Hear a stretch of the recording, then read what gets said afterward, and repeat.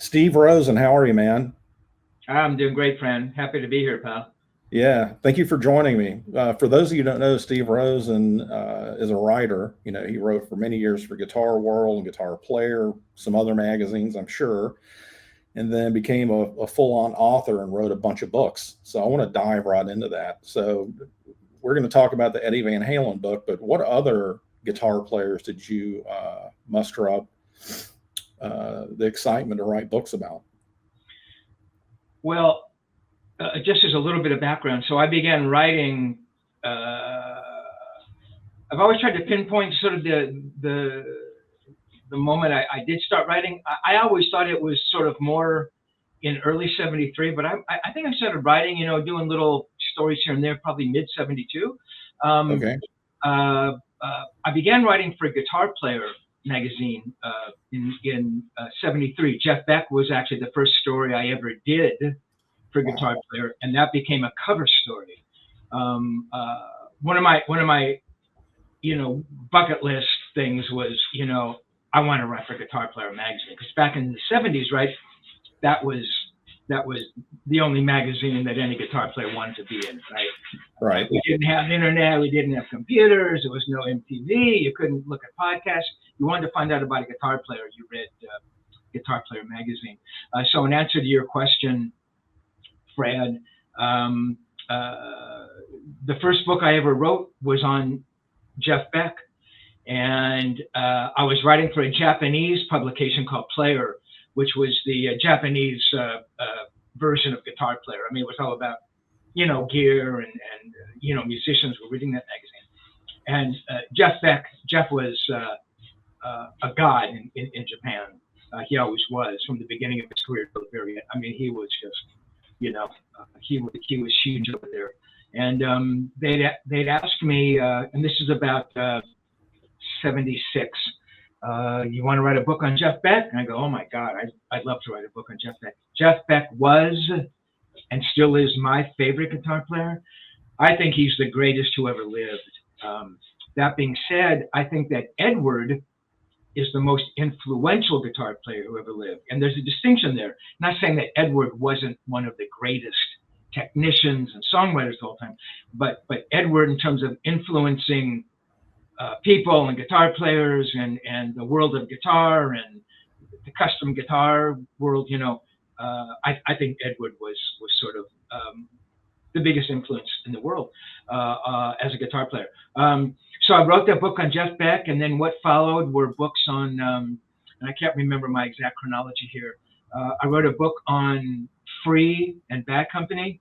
Mm. I was a huge Free fan. And I had interviewed Paul Kossoff also for Guitar Player. And in fact, I got to play his famous Les Paul. And of course, what do I play when he hands it to me? I try to play the riff to All Right Now, and I butcher it, because it had that, specific fingering he'd do that, no guitar player ever got right, and kind of looked at me and I handed it back to him. And of course, he played it perfectly. So that was pretty amazing. Later on, I wrote a book on Randy Rhoads. I never interviewed Randy, but I was approached to write the book.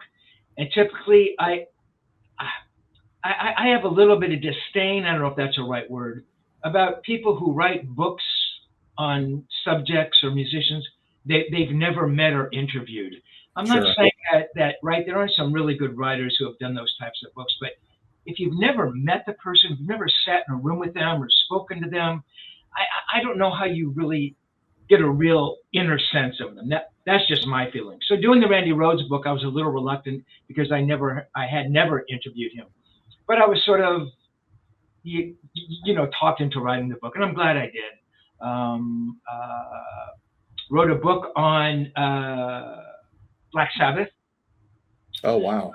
Interviewed all the Black Sabbath guys in '74, and they were amazing. I mean, Ozzy is one of the freaking funniest people you've ever met. Everybody else, the Dark Lord. He is so, I mean, you've seen him on the Osbournes. I mean, Yeah. that's who the guy was, He just happened to sing these metal songs, but he's a funny guy and, never took it seriously. Who else? There were books on Prince and Springsteen. And again, I had never interviewed either of those guys, Right. but I had sort of been approached by a publisher. Hey, do you want to write these 2 books? And the money at the time, which you think about it now, probably comes out to about, $12 an hour. You can make more work in the McDonald's. Right. But to have 2 kind of projects tossed at you as a freelance writer, it's like, oh, okay, I'll do this, And the books were good. They weren't great. Again, I'd never interviewed them, but I interviewed a bunch of people around them, Prince's engineer and people who had played with Bruce Springsteen, I know I'm forgetting a book here. Slash? Did you do one on Slash?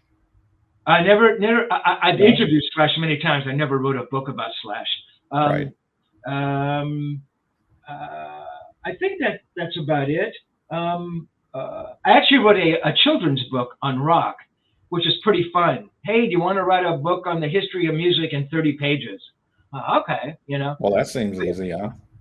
So I put that together, and so the books were sort of the side effect from being a music journalist. I really never set out to write books. And in all honesty, writing a book is about 10,000 times more difficult than writing an article. I mean, yes, there's the length, but it's just being involved in that one project, for that length of time, and trying to be on your A game over the course of a couple hundred pages. I mean, it's challenging. Right. Yeah. So with interviewing Jeff Beck and the likes of Eddie Van Halen, for me, when I did the Hired Gun movie or even Ray Parker's movie, how big of a role did trust with each other play a role in writing these books? Well, with Edward, it was all about trust and respect. I mean, those are the only 2 words you need to know to understand who he was. So what we're talking about here is a book that I wrote I began in 2020 and finished writing it 14 months later in 2021. And just as a sort of comparison here, all those other books I'd mentioned to you, I think the one that may have taken the longest was, I can't remember, maybe the Sabbath book took like 3 months. So the book on Eddie was like, 5 times as long. And let me back up just a little bit again, Fran. So back in 1986, I had been friends with Edward for about 9 years at that point. I met him in July 77, and this is 8 months before that first Van Halen record comes out. So he's not Eddie Van Halen, iconic rock legend. He's sort of Eddie Van Halen, guy who was in this local band called Van Halen, who had just scored a deal on Warner Brothers Records. So we meet at a night where Cheap Trick is recording a live record at the Whiskey. I'm introduced to him, and we just have this, I hate to use the word connection, man. That we just sort of liked each other's company. Mm-hmm. He gave me his phone number, said, "Hey man, call me. I really like talking to you." I never did call him, but obviously I would run into him many times over the next 26 years. So in 1986, Sammy Hagar had just joined the band. The 1984 record had come out. So Van Halen is arguably the biggest band on the planet. Edward is the most popular, successful guitar player in the world. So I'm thinking writers are going to come to him and they're going to want to write his life story. And I thought, I want to write that book, Right. So after kind of mustering up the courage, and honestly, man, it took me probably months to build up that inner fortitude to, picture in my mind where you're going to walk up to this guy, Edward Van Halen, and ask him. And that was the other part of it. I was friends with him and we were close friends, but at no point in time did I ever lose sight of the fact that this person I was speaking to was Edward Van Halen, right. Who, at any point in time, I could go look on the record stores and find the records. And so I finally asked him, One day I drive over to 5150, and Edward lived about 8 minutes from where I lived. I lived in the Hollywood Hills in an area called Laurel Canyon, which is kind of the funky bohemian part, and he lived in Coldwater Canyon, which was like the expensive part. So I remember driving over, and Edward, hey man, writers are going to approach you, to write your life story, and I would like to write that book. And I'm thinking he's going to take his time and to think about it, and I was actually worried about two things. One, he was going to say no, which would have been heartbreaking, but hey, I understood that, And Right. two, he was going to say yes, and now it's like, oh fuck, what do I do now? I've got to write that. So he said, literally a couple of minutes after I asked the question, yeah, man, of course it was you. I can't think of it being anybody else, and that was amazing. So for 4 years, I worked on that book. That book never happened. Fast forward 17 years after the last time I speak with Edward in 2003, and I end up writing what became Tonechaser. But to go back to your point, Fran, about trust, it was all about trust. And the reason he said yes to me at that point in time was he trusted me, and he respected me, and that was critical in his world. By 86, so Dave has left. And I can tell you, there were conversations that we had way early. I mean, probably dating back to the second or third record, where there were fractures in the armor between he and Dave. He and Dave were never friends. They were never like buddies. They never hung out, when the show was over.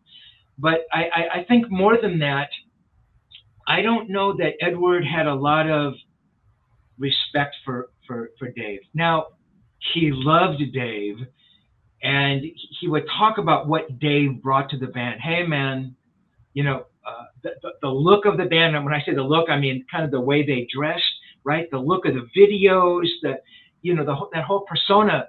Dave had a lot to do with that, and Edward recognized that.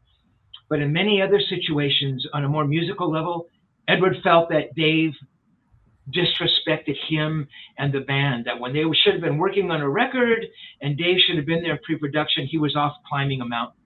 And that disrespect, Edward never got over that. So trust and respect were way up on his list. And I had ultra respect for him as a musician, and I mentioned before, as a guitar player, and never did I lose sight of the fact that I'm talking to this person who, I've listened to those records, and I've listened to his guitar tone and his riffs, and that never vacated my brain for a second. But I also had this incredible respect for him in how he conducted himself as a human being. There was no ego about what he did. He let you know in sort of unspoken ways that he was very self-assured about who he was as a musician. He knew he was a very good guitar player, but he never had to say that. And he would never say, "Oh man, do you hear the solo I did on the last record? And man, wasn't that fucking killer? And I can blow anybody else away." He never ever talked like that. And the respect that he showed me was remarkable, and he trusted me. Because again, he would tell me these tales, these stories early on about these things that might have been going on with the band, and these things, and he'd say to me, "Hey man, don't print this, or don't use it." And I have all those moments on tape. Fast forward to 2020, I start working on the book, and I'm listening to those, and I'm hearing them saying, "Don't use that. Don't print that." What people have to understand, because a couple of people said, "Well, why would you use those interviews and use what he said all those years later when he said, don't print that or don't use that?" What people have to understand is he made those comments in the context of what was happening at that point in time. So in 1982, if he just got done, bashing Dave, he didn't want me to go out and print a story about him bashing Dave in 1982, right? The label would have gone insane. Fans would have gone insane, and I never did that. I never once ever betrayed that trust. So when I was writing the book all those years later, to me, it spoke volumes about who he was in as much as he felt that those moments when he said, don't print this, don't use that, were moments that were kind of more personal to him. And sort of, some of these comments were like 35 or 40 years after they were uttered. And I thought, hey, I think it's kind of safe to use those comments now because they do reveal who he was and what he was feeling at the time. And everybody understood that. But yes, trust and respect were everything. Had he not felt that about me in 86, he would have said, no, I don't want you to write that book. And I would have understood, or again, it would have been hurtful, but why would he have said that? Well, he didn't trust me or didn't respect me enough. I mean, whatever the reason was, it was somewhere in there. Yeah. Trust and respect were huge with him. Absolutely. I want to go back to something you said even before the trust and respect part, was mustering the energy or the courage to even go ask them. I found out early in my filmmaking career, if you don't ask, they don't have the opportunity to say yes, right? So you just got to go do it. And if you get let down, you get let down, you go to your next thing. And when we were done with Hired Gun, the principal photography, we now needed to go do the sound mix. I was living in Marin County in Northern California in a little town called San Rafael. Yeah. And Skywalker Ranch is only about 6 or 7 miles away. And I just sent a blind email to their inquiry department. There's nobody you can email. There's just inquiry at Skywalker Ranch. So I wrote this email stating, hey, I'm a local here. I just did a music doc. What would it take for me to come in there and mix this movie? And I get an email back about an hour later asking if I had anything they could see, like a sizzle reel or something. And I did. And I sent it. And I got an email back 5 minutes later saying, we have to mix this movie. Wow. Yeah. So I always tell these kids now when I do these film festival forums or whatnot, like, what advice would you give me? Always ask. Because if you don't, you may not have that great opportunity, right? Yeah, absolutely. So yeah, that worked out great. Now, when you wrote this book and you just told me that maybe you did put some of these things that he had mentioned, please don't print this in this book. Yeah. Have you heard from any of the family, his brother, his son, the wife, or anything, like any kind of pushback at all? No. Since that first edition of Tonechaser came out, as I mentioned the first edition came out, I finished it in 2021. By the time I got it printed and everything put together, it was the beginning of 2022. We're now in the third edition. I have not heard a single word. And I have also released 2 audiobooks, which are pretty amazing. And just real quickly, so the first audiobook, I narrate, which was freaking difficult. I wrote the words and they were meant to be read and never spoken. So 8 months later, I was able to stumble my way through it. And what I was going to do initially was it was going to be my voice speaking all the parts in the book. So all the interviews that are in the book I did with Edward were going to be in my voice. So, I think I came to the first interview as I'm actually doing the narration. And, comes the first interview and whatever the question was. So my question in my voice, Edward, when did you first start playing guitar? Edward's response, I started playing when I was 13 and I had a Teisco Del Rey. And I'm reading that, I'm narrating that and going, that is the worst thing I've ever heard. It's not only corny, it's like it's insulting to him. I thought, this can't be. So I thought, my God, what do I do? Do I I was actually thinking about finding a narrator that sort of had an Edward-like voice. Somebody suggested AI. I go, oh Mm. yeah, I do that in AI, and I would have, bloody cat carcasses on my doorstep from fans, aghast. I thought, well, what if I could use the actual interviews I did with Edward? So I went back and we inserted one, and it was incredible. It Really? was amazing, and Oh, no that's other cool. audiobook that I know has ever done that. Embedded the audiobook, whether it was about a musician or a sports figure, with the actual audio, the voice of the subject. So that was the first audiobook. The second one came out this past January. It's called Van Halen's Voices, and those are all sort of the people who were in Edward's orbit. So very extensive interviews with Alex and Mike and Dave.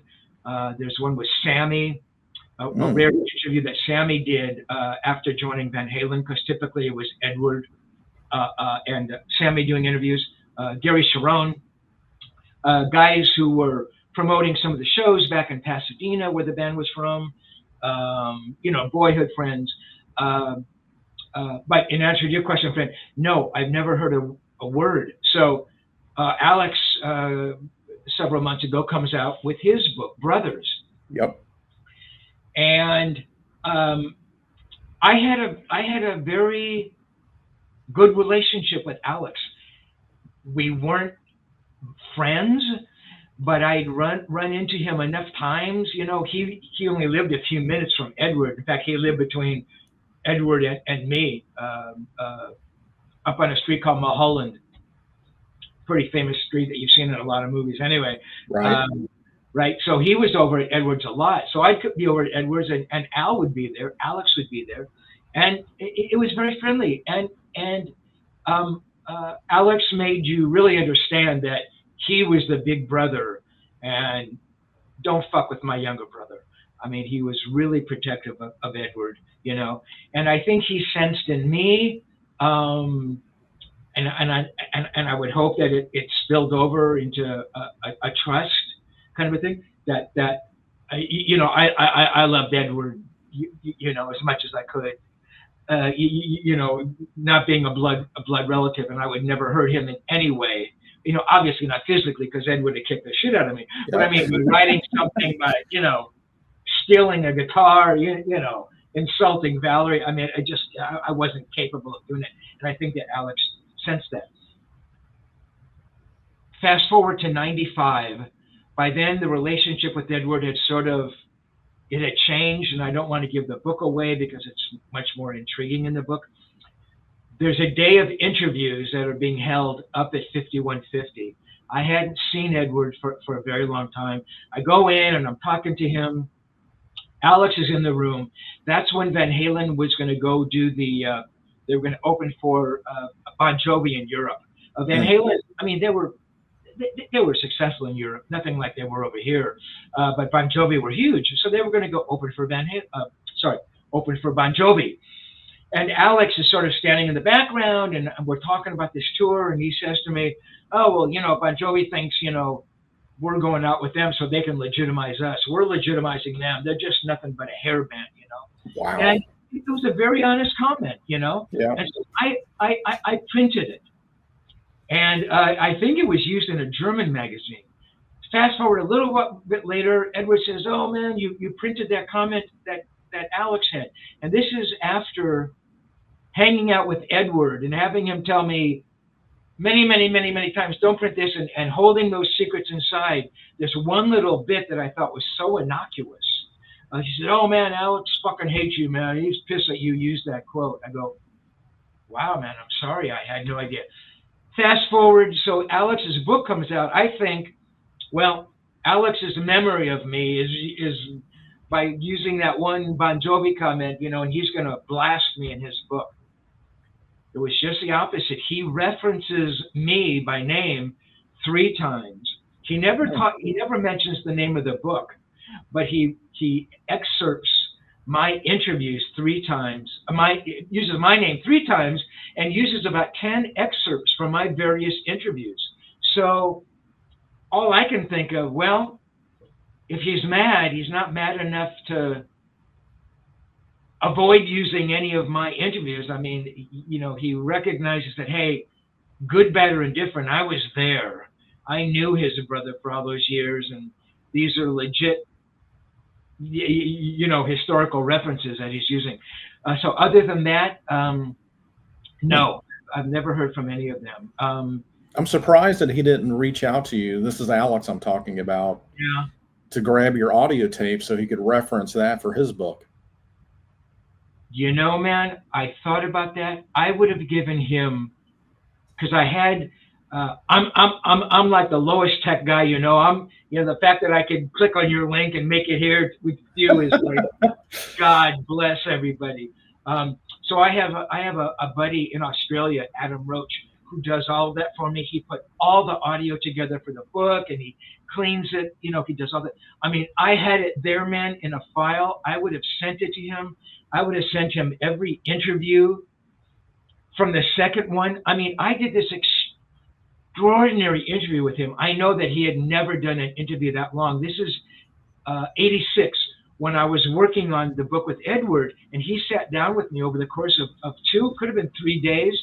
We talked for hours about all the early stuff. I mean, the interviews were amazing.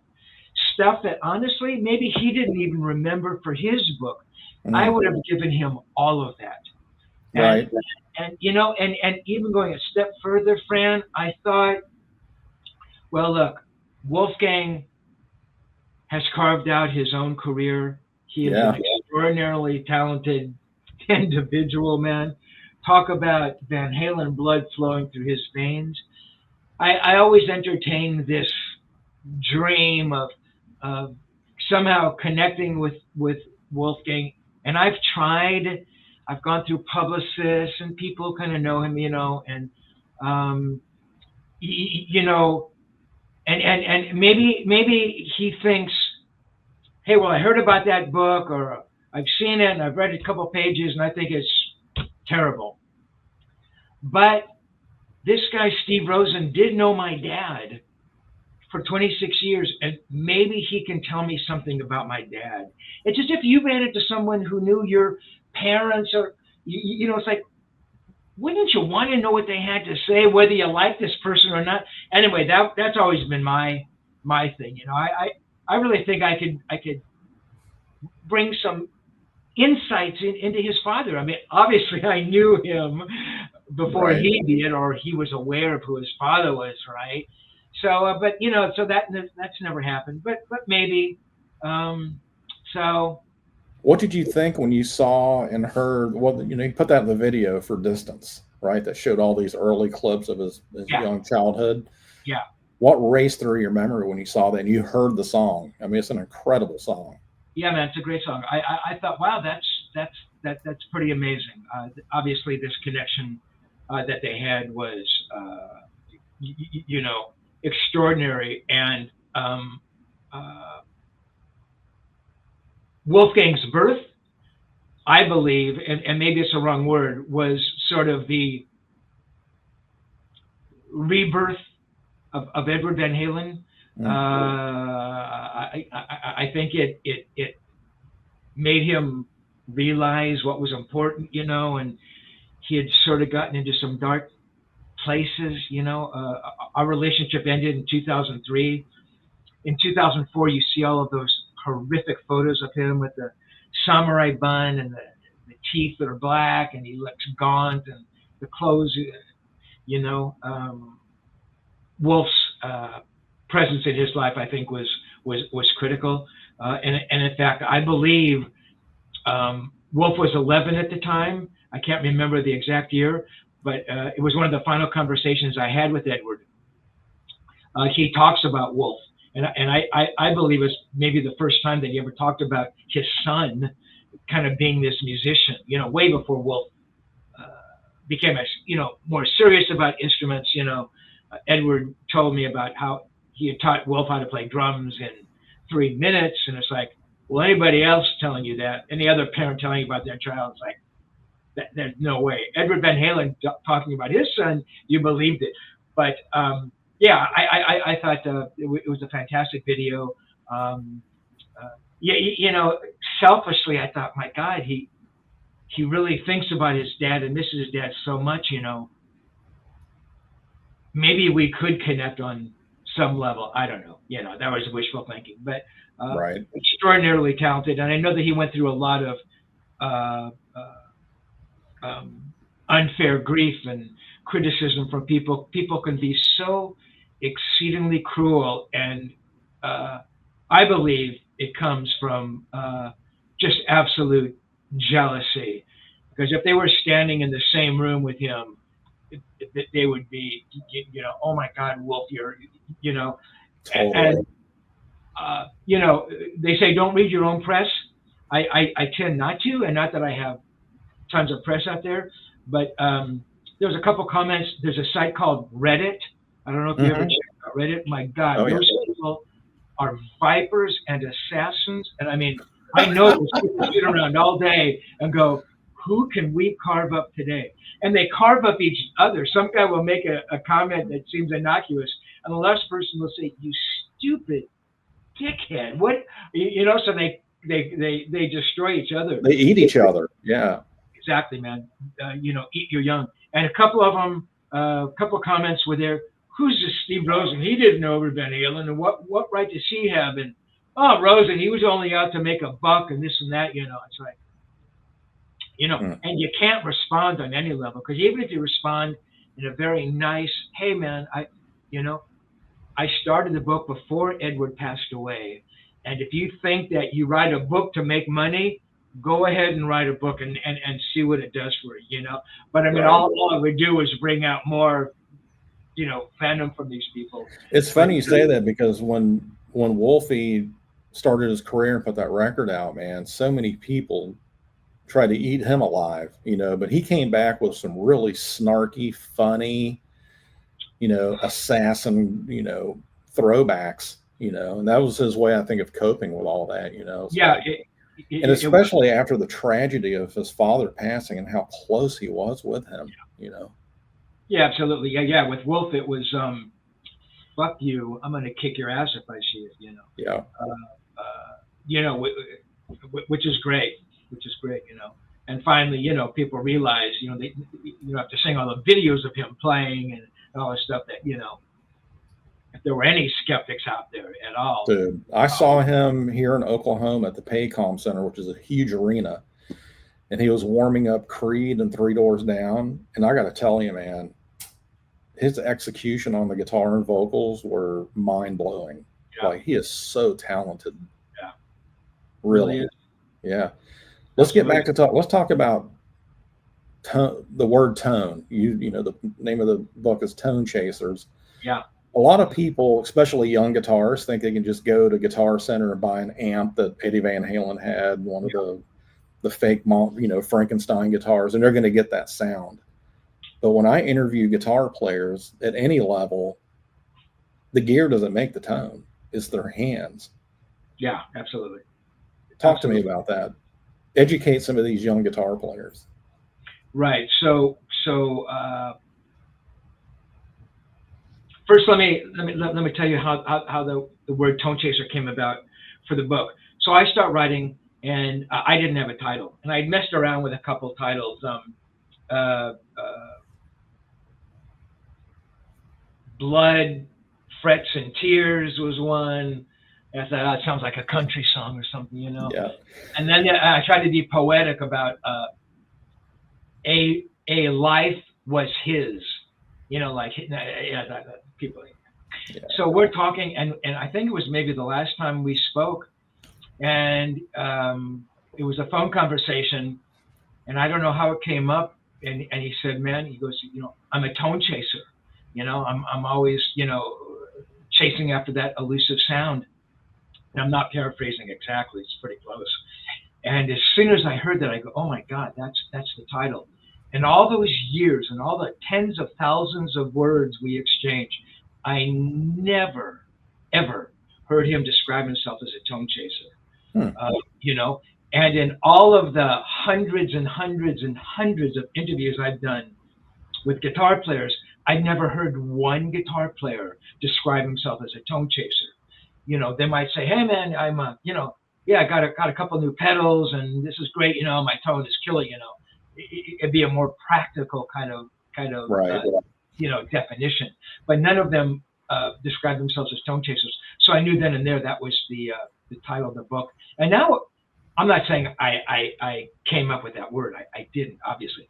But now it's sort of become more a common usage. You hear a lot of guitar players calling themselves that. But in getting back to your question, Fran, Edward would come over to my house, and I had a couple of guitars. I was a bad guitar player. I'm still a bad guitar player. And he, you know, the first thing he would do is he would pick up the guitar. You know, he'd have a cigarette, or he'd light up a cigarette, and he'd pick up a guitar. That was his ritual. And you know, I'd hand him a pick. He wouldn't even have his own guitar pick on him. So I'd hand him a pick, which may or may not have been the right gauge. Didn't matter. And he'd start playing, and he would play two notes, and blindfolded, you know it's Jeff Beck.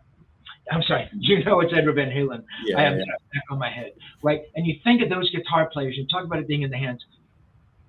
Maybe the real test is 10 notes, can you tell who this guitar player is? And now you're talking about an elite club, right?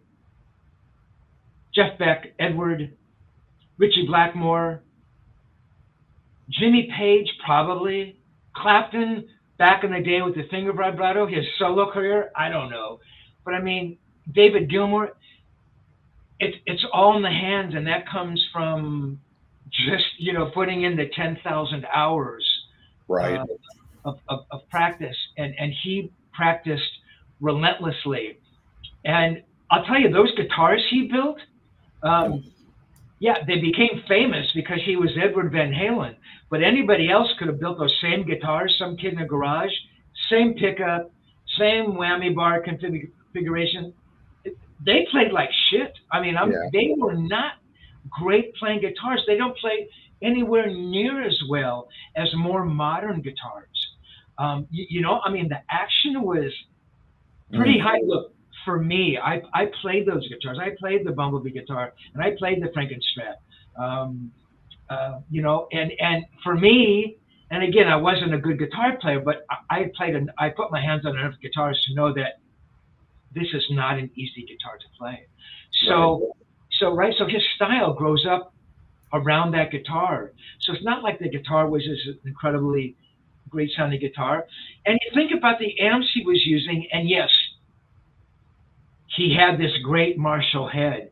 But anybody who plugs into a Marshall, man, you gotta sit there and really tweak Marshalls man, it takes a lot of time. He's over at my house. He had just purchased those two Les Pauls, and this is 85, 86. One's a 58 and one's a 59. And literally minutes after he had bought them, he came over to the pad. I have a screen door, and it's a pretty thick mesh, so it's kind of hard to see out as a security screen, you know. And I'm looking out, you know, and I can tell it's him, and he's holding something, and I'm going, what the hell is he holding? And I open it, and he's got these two guitars holding them by the necks with no cases. And he comes and goes, hey, man, look what I just bought. And he tosses them on my couch. I'm sorry about that. And, you know, because, hey, man, I just bought these. And we talk about, you know, how he bought them, and they were an investment, you know. I had a Marshall stack at the time, which for me was nothing more than a kind of a door jam. I couldn't get this is a great amp. I actually got this. I had visited the Marshall factory, and Jim Marshall sent me a Marshall. Wow. I paid like $350 for a Marshall stack in 1976. Unbelievable. I mean, flat cab, the whole deal. So he plugs in, and the first thing he says is, oh, well, where's, you know, it had a master volume. He goes, well, what's a master volume? I didn't know what a master volume was. It was like I couldn't get a sound out of it. The same level, I go, Ed, I don't know. For him to ask what a master volume was, I thought was, how do you not know what a master volume is? So anyway, so he takes, I think it was a 58, and he plugs in, and he puts it in, he's trying to mess around with the master volume, and it was like a Spinal Tap moment, man, seriously. He just goes across the top, everything's on 10, and for about 20 seconds, he's playing, and it is that Marshall on 10 in my little guest house in the Hollywood Hills, man. People must have thought it was the end of the world. It was. I have all these pictures on the walls, man. Pictures were falling off the walls. It was amazing. I thought it was incredible. He gets done playing, and I write about all of this in Tonechaser, and this is actually a recorded moment in the Van Halen's in the audiobook. You can hear him playing Les Paul. For me, that's worth the whole price of the audiobook. So he gets done, and he kind of unplugs, and I'm thinking, he's saying, "My God, what an amazing sounding amp!" And I go, "What'd you think?" He goes, "Well, it was okay," which is his way of saying it sucked. He goes, "Oh man, you've got to play through one of my Marshalls." The point being that he spent a lot of time on creating that sound and coaching those sounds and finding those things that worked, but he could have had the greatest amps, the greatest guitars and pedals in the world, and it was in the hands. Yes, and look, by using any of these signature guitars from your heroes, is that a good thing? Mm. Look, man, I don't want to put a kibosh on that entire industry, but you could probably go buy a $300 Squire guitar and come out sounding just the same. But Right. It's what it is. If it's important to you to go have I'm not going to use names, signature guitar, then yes, go buy one. But it's all in the hands, and I've seen it over and over. I interviewed Jeff Beck in '73, and I had brought a Strat that I had. I think it was a '76 all maple Strat, and I brought it. I don't know why I brought it. And you can hear Jeff, again, playing acoustically through this electric guitar, and it's on tape, and it's like, oh my God, it's the most amazing thing you've ever heard. Look, and that's a gift. I mean, that's a real gift. But yeah, man, get the sound through your hands and maybe play your electric guitar unplugged and then plugged in and think how good you're going to sound. But yeah, man. Yeah. Yeah. Did you ever feel caught between a friendship with Eddie and being a fan? And how did you navigate that? That was a difficult channel to steer through indeed. I sort of touched on it earlier that I never forgot for a moment who I was talking to, and I'm a friend. I'm a journalist. I'm a friend. This is Edward Van Halen. It's Eddie Van Halen, rock star, Steve Rosen, journalist, doing it, So, and it happened both when we were doing interviews and just sort of hanging out when there was no tape recorder going. So we sit down to do an interview, and for Guitar World, I did a bunch of interviews for Guitar World with Edward, and I mean, it was a job I had. Guitar World wanted a story, and it was about a new record or the S Festival or something that was happening with the band. And so I had this job to do. But a lot of times we'd be talking, and I'd ask him a question that I already knew all the answers to because we'd been talking about that, or he would have told me about that. So it would feel a little funny, but he was always really cool with that, and he'd always answer the questions as if we had never spoken about it. But it was difficult. And again, those moments when the fan would peek through as opposed to just kind of the friend, Right. And there were a couple of moments I remember, and again, I write about them in the book. I think we're talking about the Fair Warning record, which I thought was a remarkable record, maybe his most incredible guitar playing. And we're talking about one of the songs, maybe it was Mean Streets or Push Comes to Shove, I can't remember. But I just remember talking about it, and I have in my notes, my typewritten page of notes, incredible solo, ask him about it or something, And I kind of gushed a little bit and became like a little bit of a sycophant and a nerd boy. And I said, Edward, man, God, your solo on that song was just fucking good, you know. And I just couldn't, you know. Yeah. And he kind of, you know, takes a moment and he goes, yeah, it was okay, it was good, you know. But his response told me that he was almost mildly offended by the comment, as if his art couldn't be brought down to a level where it could be defined by a comment, either good or bad. Do you know what I mean? It'd be like sitting there with Da Vinci and looking at a painting and go, Leo, what a great painting. And it's like, he knows it's a great painting. And for you to even define it as great, you know what I mean? It's a hard thing to kind of quantify. But I knew that he didn't like hearing it. And more importantly, he didn't need to hear it. Again, going back to, he knew he was a really good guitar player, and he knew that the solos he put on records were really good.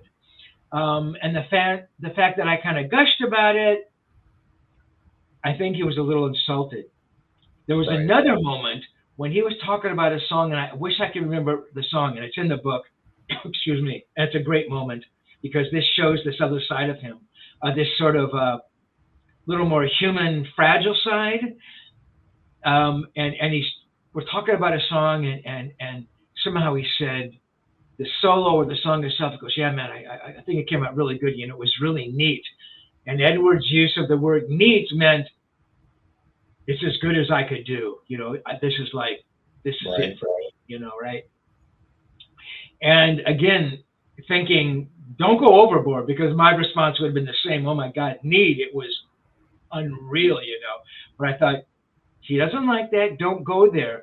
So I was kind of reserved, you know, consciously so. And I said, yeah, it was good, you know. And this is all on tape, so when you hear my response and the tones and the voices, you really get it, you know.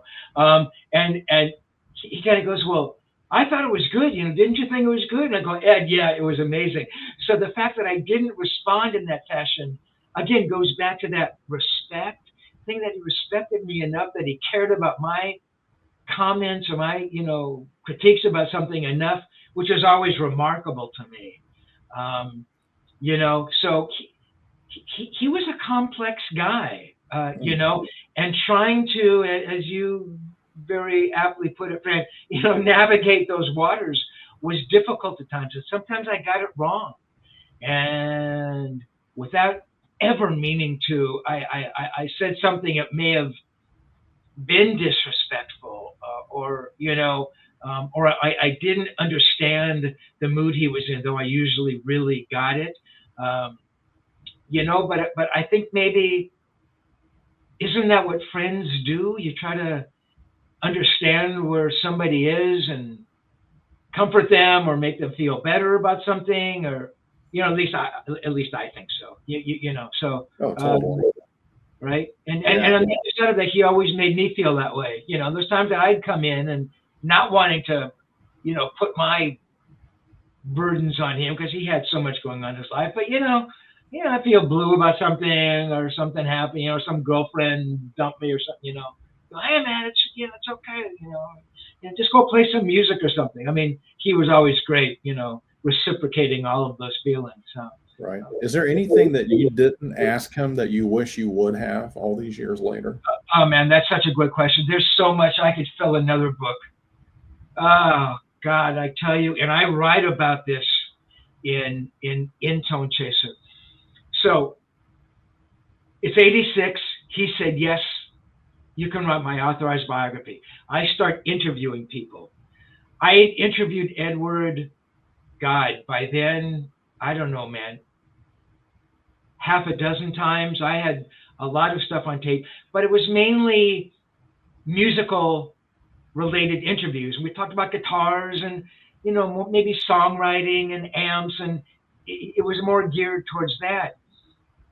I wanted to talk to him because I knew the book had to include this, which I don't think he had ever really spoken about, was, you know, what was it like growing up in Amsterdam, And what was the relationship like with your parents? And what were you like when you were a 6-year-old kid? And, you know, were you popular in school? And did you ride the bicycle? And, you know, what was your house like? And did you have any money? And all of that stuff that we all wanted to know about him. And I would try to corral him. Honestly, man, probably once every couple of weeks, I said, hey, Edward, you know, we need to sit down, man, to do all those other interviews for the book. He goes, yeah, man, yeah, well, we'll do something next week. And I'd, you know, reach out next week and he'd go, yeah, man, we'll do it tomorrow. And I talked to him tomorrow and, hey, man, I'm busy. And you know, and then his comment was, well, the time isn't right.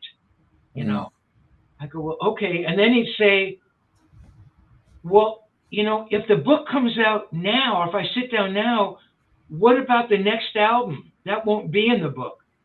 And I had no response. I go, well, that's true. And then he'd say, well, you know, a book only comes out on an artist when their career is over. And I go, Edward, you're the only one who could possibly think that way. He never had any cognizance, I don't think, of his own legacy or his importance of where he stood in the musical world. And I don't think he saw a book as anything important. I saw it as part of the legacy. I thought it was an important piece. Look, not that my book was going to bring him any more popularity, but, you know, you think about a book about an artist as, you know, just being different than the musical legacy. So no, I was never able to talk to him about any of those subjects. That's why, you know, my next question for you was going to be this: what were his views on his legacy, and did he ever talk about how he wanted to be remembered? And I think you just answered that for me. Right. He never talked about that. He never talked about it, you know. And my God, if you just think about him building the guitar. Yeah. Right. If he had never ever played the guitar and he was just a guy who tinkered in his garage and built the guitar, that would have been enough of a legacy, right? No, he never talked about that. And interestingly, in Alex's book, some of that early history is covered in his book, though I felt for me, it could have gone deeper. I think there was so much more to reveal. And now, right, those stories about Edward are gone forever. Alex is basically the final storyteller. Right. But that's one of my regrets, you know. And then people will say, well, there's one line in there, you know, about Randy Rhoads. And they'll go, well, did you talk to him about Randy Rhoads? And I asked him one question.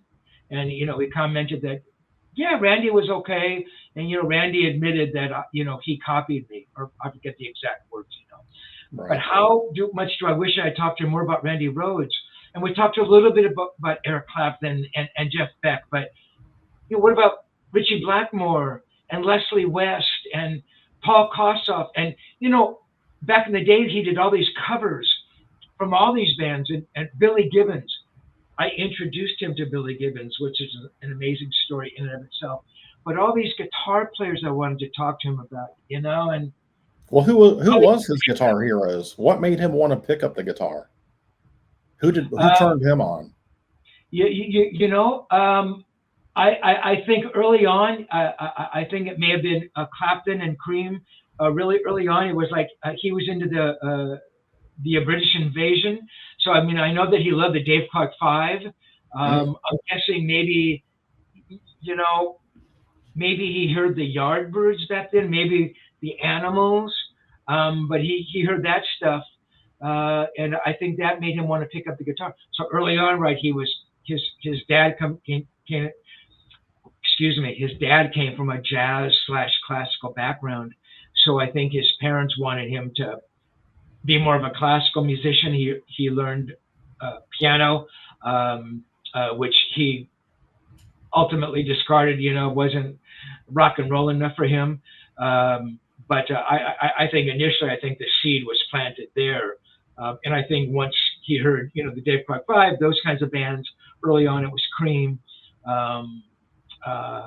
I think the incentive to play guitar was there. Though, of course, we all know the story about how he picked up the drums first and Alex picked up the guitar. Right. soon made the switch. So That's wild. You know, I yeah, got to interview John Mayall once, and yeah, man, the talent that that guy surrounded himself with, talking about the British invasion, was incredible. And he had some great stories, man. yeah. You No, know, I'm sure you did. I was actually lucky enough to interview John as well. I actually went on the road for a couple of days, and yeah, man, God, you think of those guitar players he oh, launched. I mean, yeah, it was amazing because you really don't have.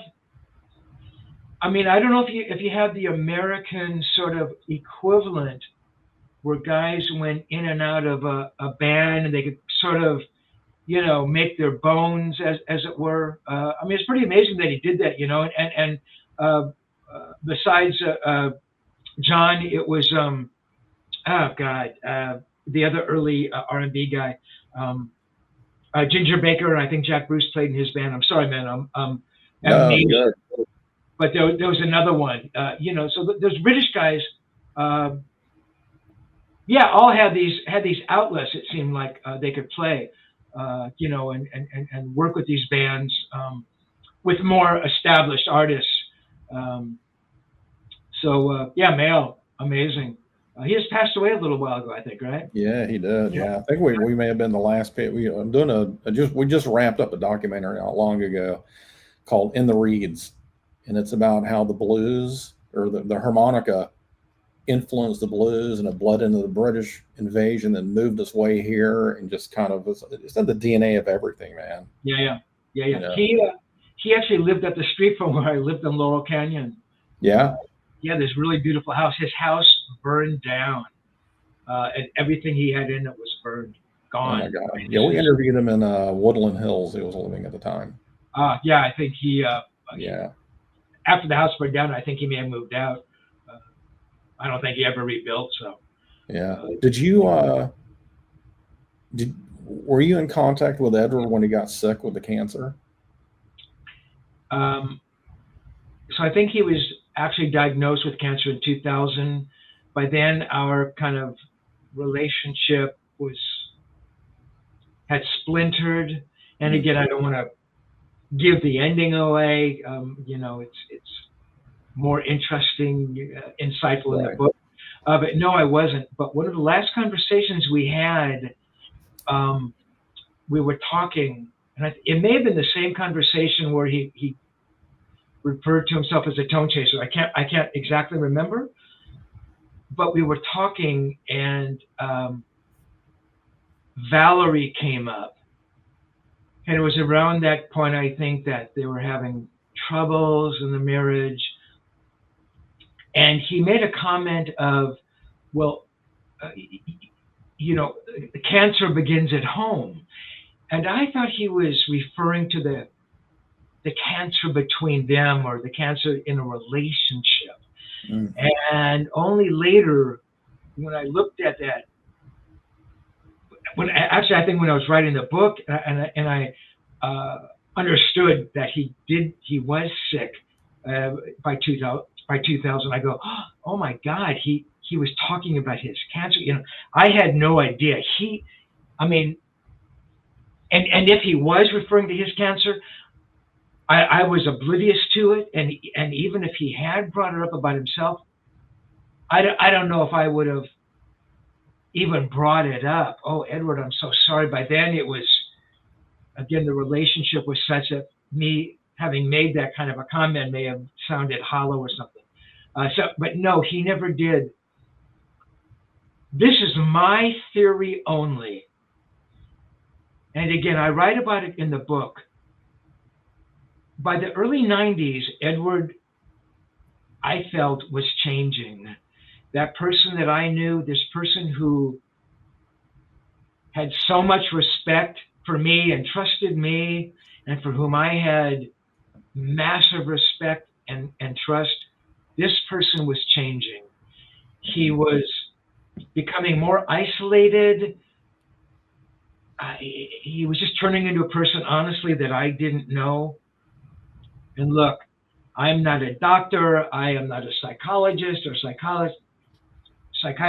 I don't know. I know that there was some inner turmoil with him. I think the band was really going through some changes. They had a new manager. Singers were coming and going. The label, he was having problems with the label. I think the marriage may have been in turmoil. I think the drugs were getting worse. I think there may have been, and again, I could be entirely wrong. This is just my theory. I think that maybe early on, maybe even this early, there could have been some diagnoses that he was sick. I don't know what it could have been, but he just was dramatically changing. Something was really affecting him. And again, if you fast forward from there till 2003, our relationship ends 2004, 2005. He is really, really bad. Again, I understand that 2000, he's officially diagnosed, but I thought that something had been going on well before that. So it was horrible, terrible. And ultimately, what becomes, the end for him is his cigarette smoking. And I write about that in the book. And I despised it. I hated it. But I never had the balls to say, Edward, don't fucking smoke in my house. Right. It's like you're friends with somebody, but it's like, I just didn't think I had the right to say that to him. I know that he would have respected it and would have gone to smoke outside, but I never said anything. So was I a hypocrite about it? But I knew, and again, I write about it. Not that I was any soothsayer, or prognosticator, but yes, ultimately, he gets cancer of the tongue, and then it spreads, and all because of cigarettes. He was able to quit, drugs and drinking, and cigarettes. He quit, though he still ended up vaping. Could never kick that habit. Did you ever try to rekindle the friendship, or write a letter, an email, call him like, hey man, it was a misunderstanding, have such respect and admiration for you. Let's water under the bridge, man. That's a great question. So 2003, the relationship ends, and again, without giving the ending away, I was really furious with the way it ended. It was unfair. I was treated like garbage. I didn't deserve it. So my feelings were, I don't want anything to do with him. I don't want to hear about him. I don't want to know about him. That feeling sort of dissipates, and it's like the 6 stages of grief or whatever that was. You hate somebody and then you accept whatever that is, and then so the years would pass, and I can tell myself, oh, I don't want to think about him or anything. It's impossible to not think about it, right? Whoever that could have been, your friend, you stop saying your friend, you're going to think about that person.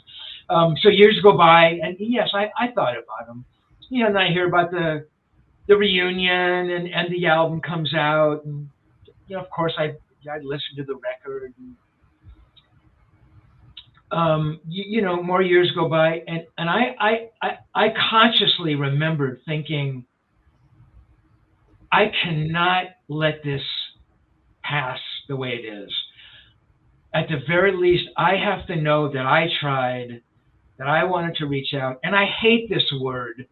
And people say, oh, it's closure, man. Do you get closure?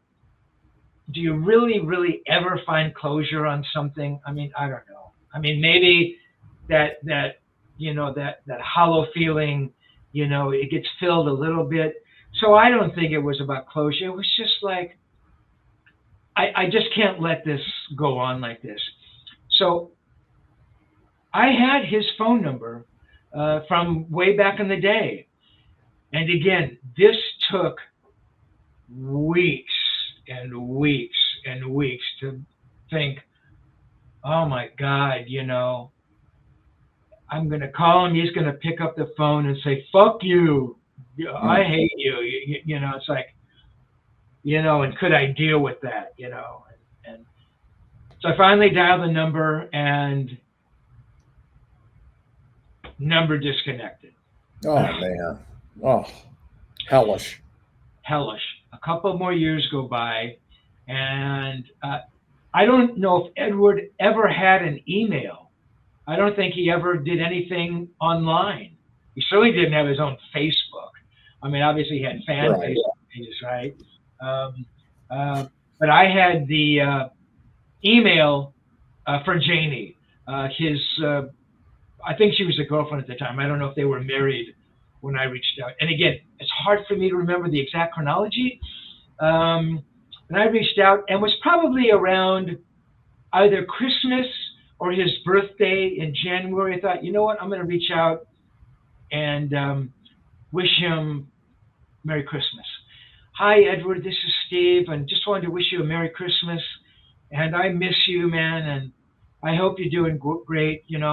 I love you, Steve. And I don't hear anything. And I write a second time, and I never hear anything. I write a third time, and I deleted those messages because I couldn't stand looking at them, to be honest with you. Right. And I wrote a third one, and it was basically that same message. I miss you, man. I hope to hear from you. And I kept that email, and I actually put that in Tonechaser, and I never heard from him. A friend of mine, Andrew Klein, knew I was working on the book, or I'm not exactly sure how it worked out, but he knew I was trying to get a hold of Edward. And he goes, hey, man, I've got Edward's current phone number. I go, you're kidding? He goes, no. He goes, I'll give it to you. He says, just don't tell anybody where you got it from. I go, I would never do that. So again, man, I take a deep breath, and I try to find the courage to call him, and, I call, and I dial the number, and I hear the voice, hi, this is Edward. I go, Ed, hi, leave a message after the tone. It was his voicemail. And I leave the message, hi, Edward, this is Steve Rosen. Man, I just wanted to call to say hello. I miss you, man. I love you. I hope you're well. Call me. And I could not bring myself to call a second time. I never heard from him. And the thing with Edward was, I gave him my phone number early on. I've had the same phone number, I think, probably longer than any human being in the history of AT&T. I literally had the same phone number from the day I got a phone number. I've had it for like 51 years or something. Right. And he, even though he wouldn't call me for years at a time, he'd go, wait, don't tell me. 323-654-1145. Well, that's it. Anyway, I knew the number was there on his, would show up as an unknown, but he also knew the number. But I could never bring myself to call him again, and that was a mistake. Again, you think about, all the things you wanted to ask him. Should I have called again? I guess I figured if it mattered enough to him, he would have reached out to me. This could have been a period when maybe he was going through more turmoil. Again, I can't remember the exact chronology. It was before I began the book. I remember that. So I don't know, maybe 2014, 2015, maybe I don't know. He was going through some stuff, and maybe that was the reason. Should I have called again? Yes. Was I a chicken for not calling? Yes. I didn't have it in me. But yeah, man, there's so many things I wanted to ask him, so many things I wanted to say. Right. I would like to have heard from him saying, yeah, man, I didn't want to, again, I don't want to give stuff away. I couldn't be friends with you anymore because it's like, wow, okay. But at least for me, I spent 580 pages in the book trying to answer that question. And I still don't know if I came up with an answer, but yeah, and a lot of unspoken things I wish I'd said to him for sure. Right. Well, sounds like I had a really good relationship with him for a bunch of years. Where can people find your book?